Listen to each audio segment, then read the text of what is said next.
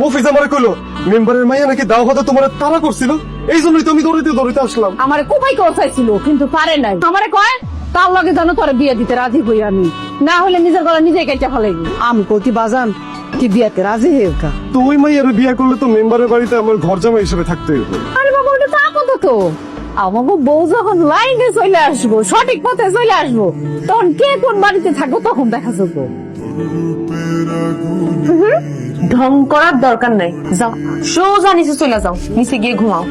আমি তোমার বিয়ে করছি প্রতিশোধ নেওয়ার জন্য।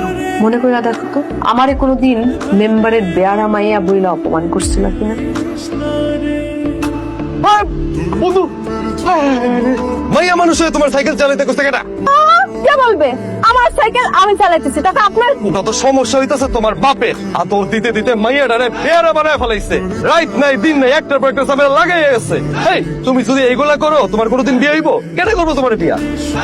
তুমি আমারে কইছিল না আমারে কেউ বিয়ে করবো না, এখন দেখলা তো আমারে কেরাই বিয়া করলো। তুমি আমারে বিয়া করছো ঠিকই, কিন্তু স্বামীর অধিকার জীবনেও পাইবা না। মানে আমার জীবনে কোনোদিন ছুঁয়াও দেখতে পাবে না। না পাওয়ার যন্ত্রণাটা তোমার মুখে সারা জীবন অতৃপ্তি থাকে যে। এই ভাই, এই সর্বনাশা কথা কইও না।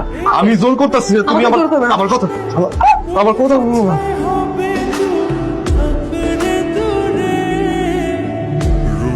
তুমি আমাদের বাড়ি মানে মেম্বার বাড়ি।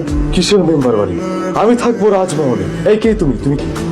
আমি রেশমি, মেম্বারের মাইয়া। আমি তো এই নামই কোনোদিন শুনিনি। আমি তো চিনি আমার আনারকলি কে। আব্বা, মাথার মধ্যে লাঠি দিয়ে বাড়ি দিচ্ছিস, তারপর থেকে সে এরকম উল্টা পাল্টা আচরণ করতেছে। নিজের আকবর পুত্র শাহজাদা সেলিম মনে করতেছে।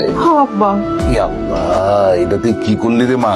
মাথায় আউলা লেগে গেছে, মাথায় সমস্যা হয়েছে। আব্বা একটা কাজ করো, কি কাজ? তার বাড়িতে পাঠায় দাও। আরে মা না,